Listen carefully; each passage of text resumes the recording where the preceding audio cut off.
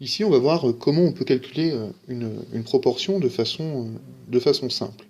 Alors prenons un exemple. Dans la classe de seconde M, il y a 14 garçons et 21 filles. Et on pose la question, quelle est la proportion de garçons dans cette classe? Alors, avant, il faut savoir un petit peu de quoi est constituée cette classe. Donc elle est constituée de 14 garçons, 21 filles, et on cherche la proportion de garçons dans la classe. Donc on fait attention à pas mettre les garçons sur les filles ou les filles sur les garçons ici.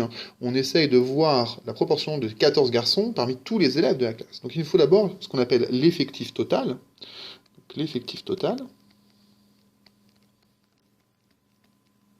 c'est le nombre d'élèves dans la classe. Il y a 14 garçons et 21 filles, ce qui nous donne 35. Il y a donc 35 élèves dans la classe. Et parmi ces 35 élèves, il y a 14 garçons. Donc la proportion de garçons, c'est le rapport ici, 14 pour 35.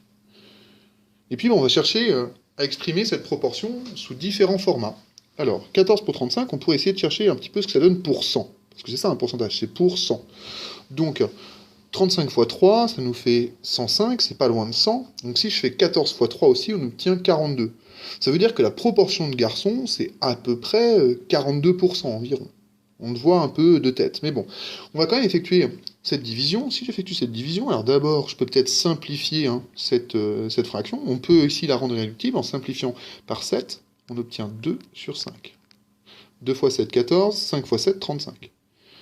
Donc en fait, on pourrait déjà conclure que la proportion de garçons, c'est 2 cinquièmes.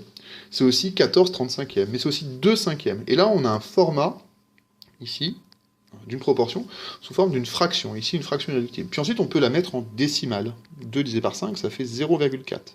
On peut aussi dire que la proportion de garçons dans la classe, c'est 0,4. On parle aussi ici de fréquence. La fréquence de garçons, c'est 0,4.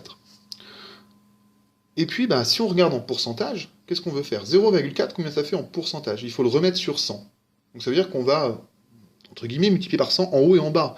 Mais on ne va pas l'indiquer, on va éviter de l'écrire parce que ça peut créer quelques problèmes. On va simplement ici décaler notre virgule.